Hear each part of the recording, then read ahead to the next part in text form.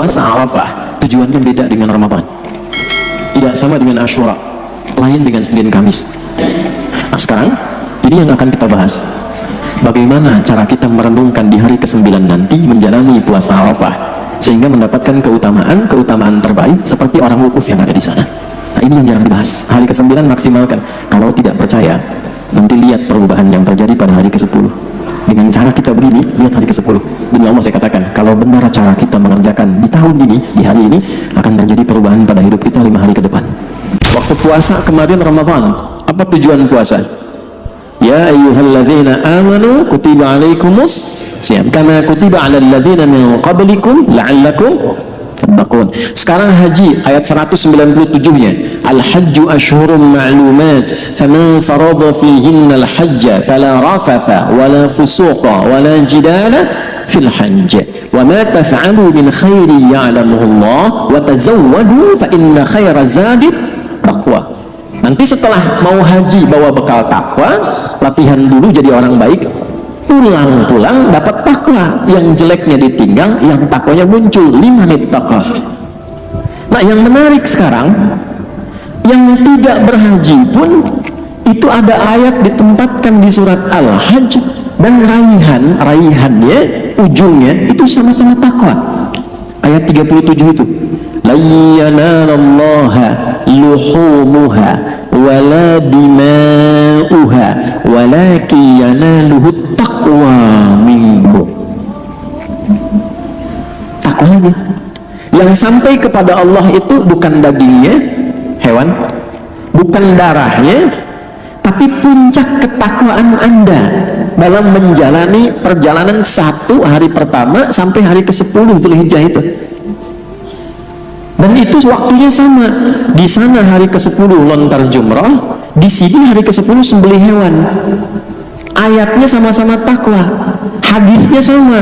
Setelah lontar jumrah menghadap kiblat, membaca inni wajjahtu wajhiya lilladzi fataras samawati wal arda hanifan musliman wa ma ana minal musyrikin inna salati wa nusuki wa mahyaya wa mamati lillahi rabbil alamin la syarika lahu wa bidzalika umirtu wa ana minal muslimin atau wa ana awwalul muslimin. Yang lontar jumrah selesai itu Aqabah tanggal 10, dia menghadap kiblat baca doa itu. Yang nyembelih di sini sama hewannya, hadis riwayat Jabir bin Abdullah dari An-Nasai, menghadapkan ke kiblat lalu dibacakan Bismillahi Allahu Akbar. Begitu selesai disembelih dibaca doa yang sama, inni wajjahtu. Coba lihat. Tanggal 9 di sana wukuf, ya kan? Wukufnya di mana? Di Arafah kan? Baik, awas jangan salah tuh. Wukufnya di Arafah.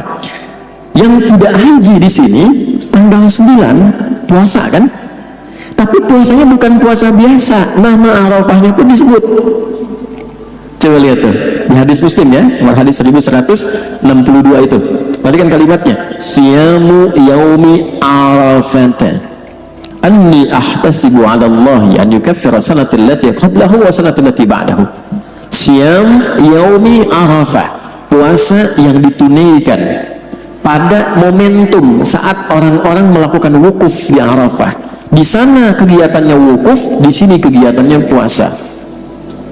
Jelas gak? Jelas ya? Nah, apa pekerjaan orang wukuf, apa pekerjaan orang puasa? Karena kata puasanya, kemarin saya ungkap di Tanah Kusir, itu menggunakan kata siyam, bukan saum. Asyam, bukan asyab ya, siyam ya. Saum itu artinya menahan secara umum, baik yang puasa dari subuh sampai maghrib atau nahan apa saja ya. Di Quran ada di satu saja disebutkan, di surah ke-19 ayat 26, satu sekali disebutkan kata saum. Fakuli washrabi wa qarri ayna fa imma tarayinna minal bashari ahada faquli inni nadhartu lirrahmani sauma. Maryam silahkan makan, silahkan minum, tapi kamu saum.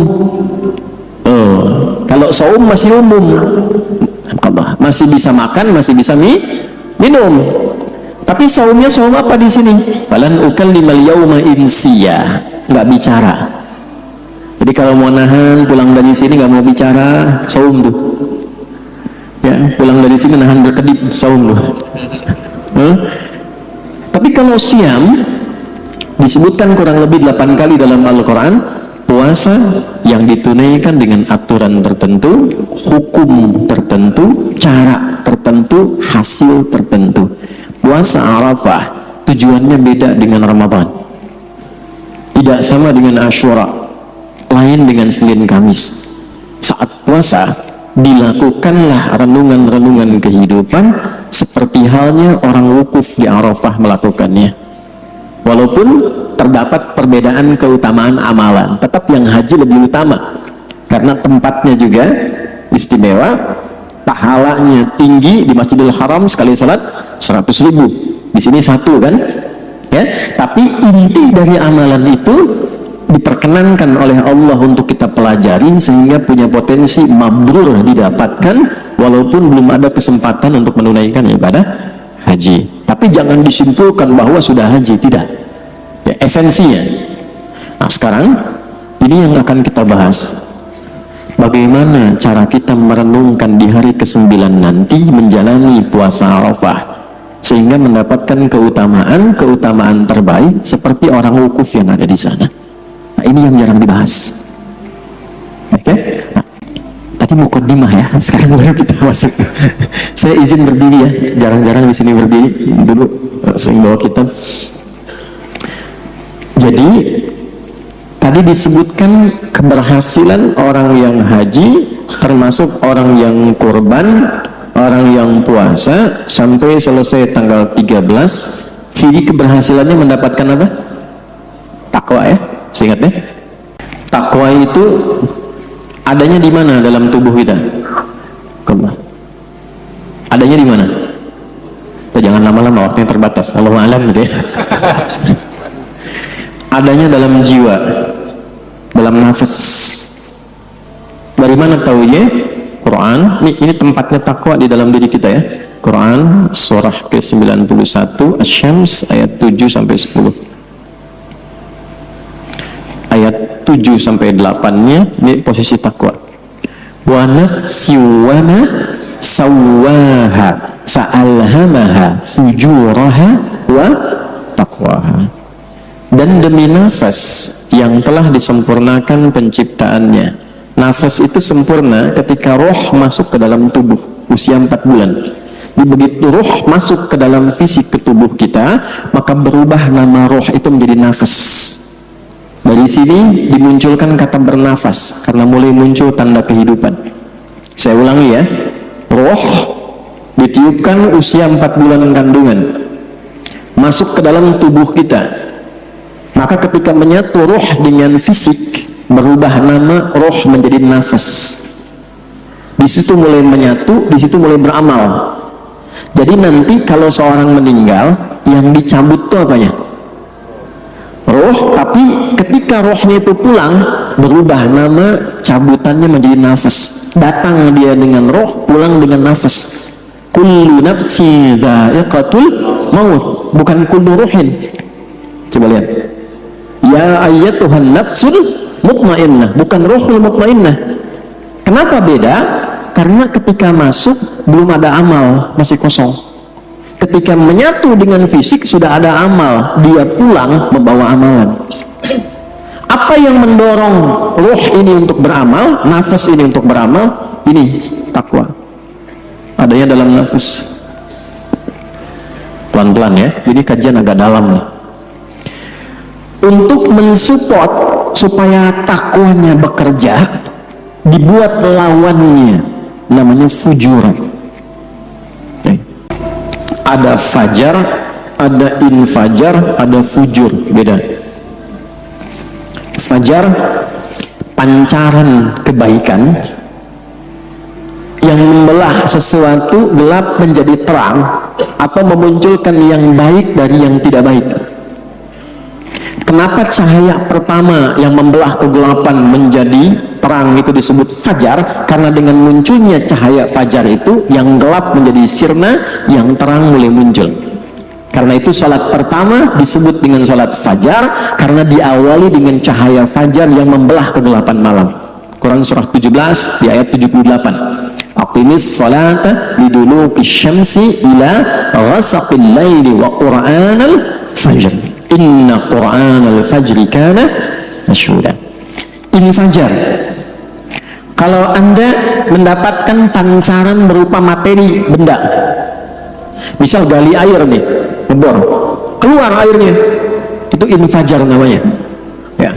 Contoh Al-Baqarah ayat ke-60, wa idzistasqa Musa liqaumihi faqulna idrib bi'asakal hajar fajarat, bukan fajarat, fajarat min husnata asyrata aina. Umatnya Musa minta kepada Musa 12 suku supaya punya mata air masing-masing supaya tidak ribut.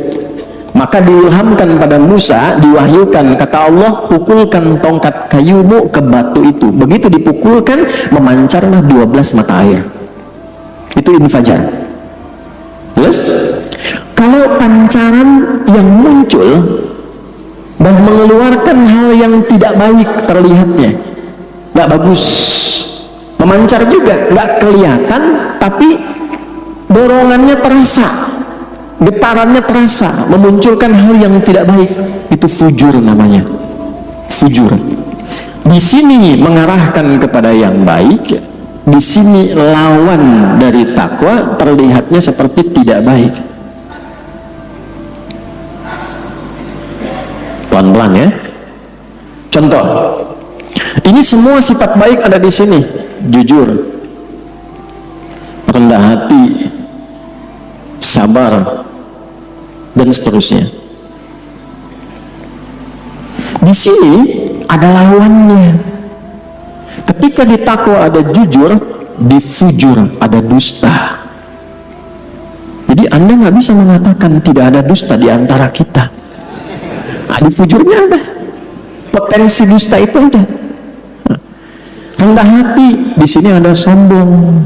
Jadi bakat sombong itu ada. Di sini ada sabar, di sini ada amarah. Perhatikan.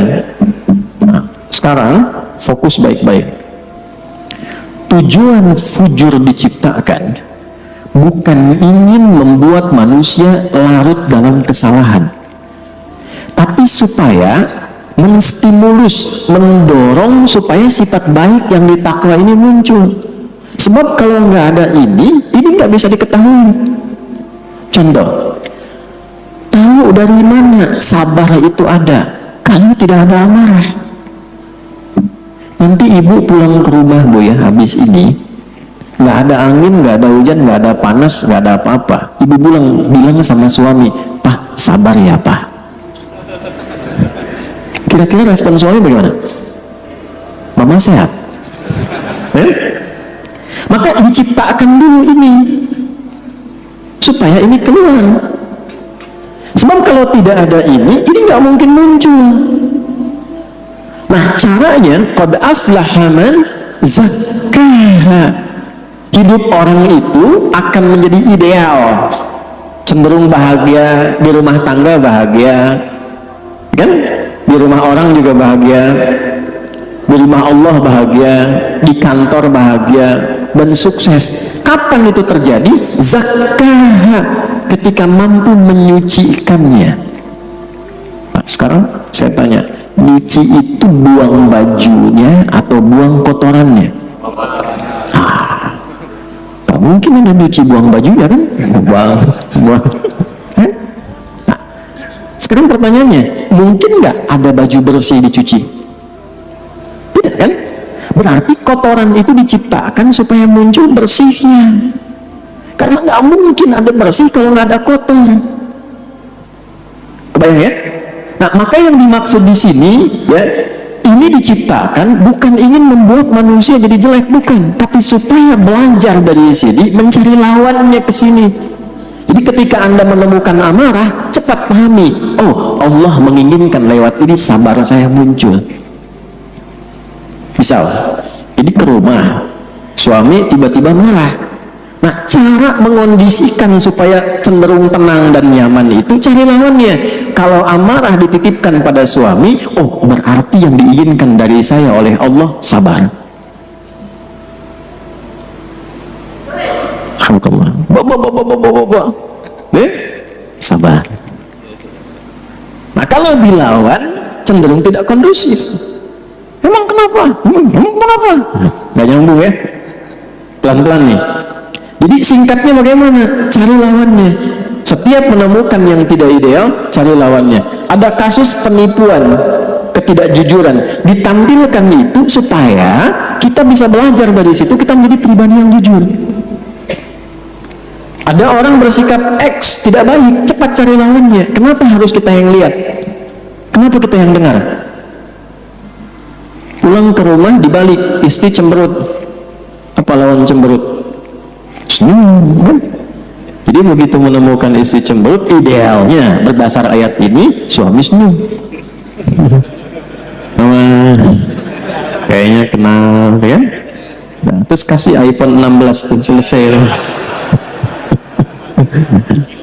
Nah, tapi kan dalam prakteknya tidak semudah mengatakannya, ya kan?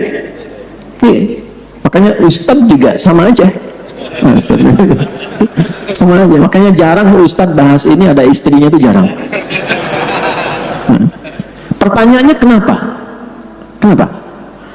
Karena ada satu makhluk yang sudah meminta kepada Allah supaya minta bagian dari dua yang ada di jiwa ini, dia goda, dia eksploitasi.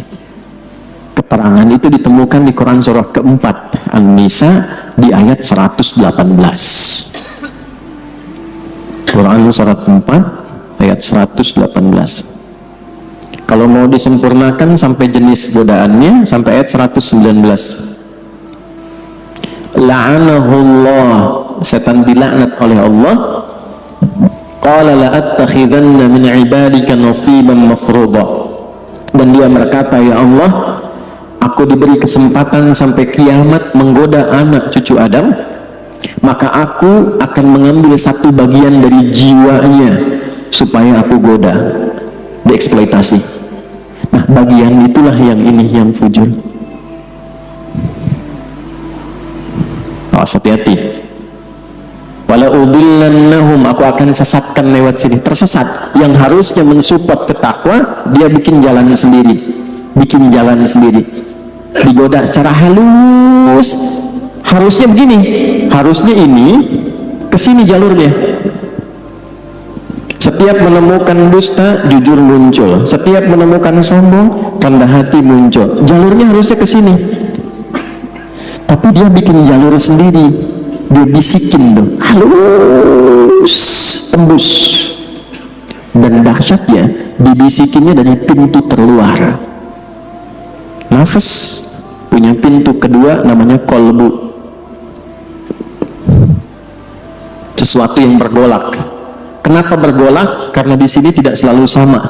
Makanya bangun tidur itu pikiran kita sudah bercabang ke pengajian atau lanjut tidur, ya kan? Bangun malam tahajud atau tidur lagi, kan? Nah, karena ini dua ini, makanya kolbu. Pintu terluar dari kolbu itu sodrun namanya, sodrun. Ini jamaknya nufus, ini jamaknya kulub, ini jamaknya sudur. Kalau dipindah ke sini jadi begini, nafas, inti jiwa, takwa plus fujur. Nafas ada di kolbu, kolbu ada di sodrun. Jadi maaf ya, ini agak dalam ya. Ini dari dalam jiwa kita nih, nafas nanti keluar memandu seluruh tubuh kita lewat kolbu, lewat sodrun, masuk ke mata. Mata dibimbing takwa, maka mata melihat yang baik-baik. Telinga dibimbing takwa, maka telinga mendengar yang baik-baik. Lisan dibimbing takwa, maka lisan berkata yang baik-baik. Jelas gak? Nah, yang bahaya ini setan masuk dari sini, sodrun.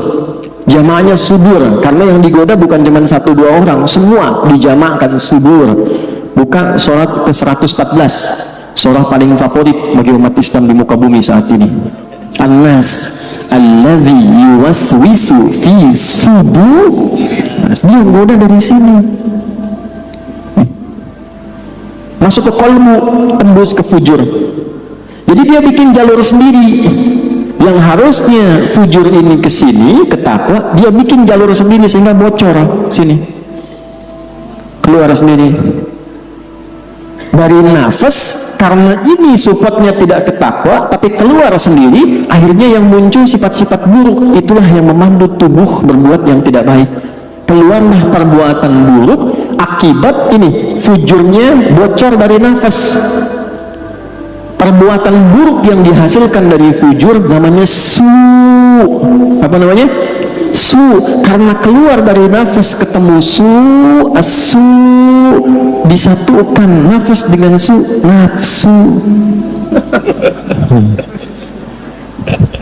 Mas, ini bukan ilmu otak-atik ya. Dari mana taunya? Quran surah 12 Yusuf ayat berapa? 53. Wa ma ubarri'u nafsi innan nafsa la'ammaratun bisu illa ma rahima rabbi. Jadi kalau selama ini ada lisan yang harusnya berkata yang baik dengan sifat takwanya, keluar yang kotor, mencela, ngaji tapi mencela, ya, keluar kata-kata yang tidak baik, berarti ada yang bocor di sini. Ya, awas nih, hati-hati. Ini obatnya spiritual, roh. Tubuh kita kan 3, roh, akal, sama fisik. Kalau punya penyakit fisik, datangnya ke dokter. Punya penyakit akal, datang ke sekolah, keilmuan. Punya penyakit roh, datang ke ulama, obatnya syifa. Cari di Quran. Ini bocor nih. Mata suka lihat yang nggak bagus, bocor, ada yang salah di sini. Nah, itulah yang coba di hari ke-9 ini, dan kan sekarang tanggal 5 kan? Coba dicatat selama 9 hari ini. Sampai nanti puncaknya hari ke-9, kenali Arafah itu, kenali hal-hal yang kira-kira banyak yang bocor di tubuh kita yang mana. Apa penyebabnya? Lisan berkata tidak baik, telinga mendengar tidak baik, kaki melangkah pada yang tidak baik. Kenalilah itu. Yang di Mekah itu wukuf merenungi ini, dia catat, istighfari dan sebagainya. Di sini puasa. Nah, inilah yang selama 9 hari itu diajarkan lagi kita mengevaluasi diri. Sebab kalau ini yang muncul, yang su tadi, keluarnya pasti salah. Kalau takwa yang mendorong, keluarnya pasti soleh. Kalau ada orang dominan pada kesalahannya, berarti belum muncul takwanya. Itulah sebabnya dia renungi dari tanggal 1. Kenapa Allah menjadikan amalan di hari 1 sampai 10 ini amalan yang sangat dicintai? Karena nilainya besar. Kalau hambanya benar mengamalkan petunjuk itu, akan berubah menjadi orang baik. Jadi ukuran keberhasilan seseorang di bulan Dzulhijjah itu, kenapa awalnya istimewa? Istimewa, bukan cuma pagi siangnya Bu, Pak, malamnya pun istimewa. Kalau Ramadan kan 10 hari terakhir, Anda umumnya cari ganjilnya kan? Ya kan? Salat malam di sini ganjilnya aja Ustaz ya. Yang rame ya. Tapi kalau awal Dzulhijjah 1 sampai 10, ganjil genap semua sama. Sama semua.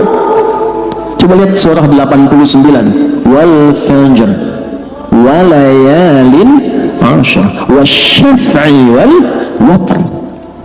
Wal fajr, aku bersumpah demi keutamaan fajar. Ada yang mengartikan di hari ke-10 Dzulhijjah. Karena di saat itulah orang menemukan kembali hakikat kehidupannya. Dia kenal siapa dirinya, ma'rifatul insan.